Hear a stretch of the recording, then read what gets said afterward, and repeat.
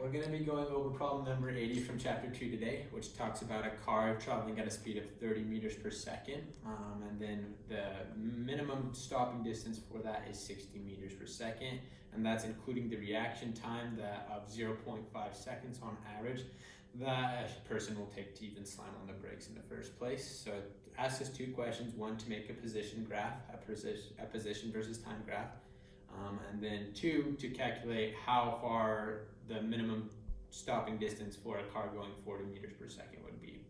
So if we look at our position versus time graph, up to 15 meters should be a constant slope, because 0.5 times 30, which is that reaction second, is going to be 15. So that's why this is going to have a constant slope. And then after that, it should level off roughly like that is what I guessed. That it would be roughly around 3 to 4 seconds. And then for B, what we can do is we can start with our VF squared equals our V initial squared plus 2 times our acceleration times our change in position. So we know that our V final is obviously going to be 0 equals 30 squared times 2 times our acceleration, which is what we're trying to find out, and then our 45, which is our 60 minus 15 for that reaction time. So then we get our acceleration to equal negative 10 meters per second squared.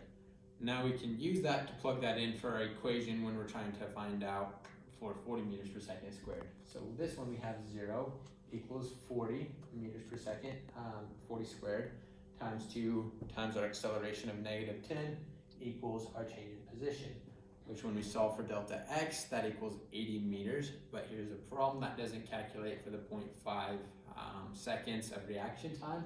So then we have to take 40 meters per second squared, 40 meters per second, times it by 0.5 seconds to get 20 meters, add that to our 80, and then we know that a car going 40 meters per second will take 100 meters to stop.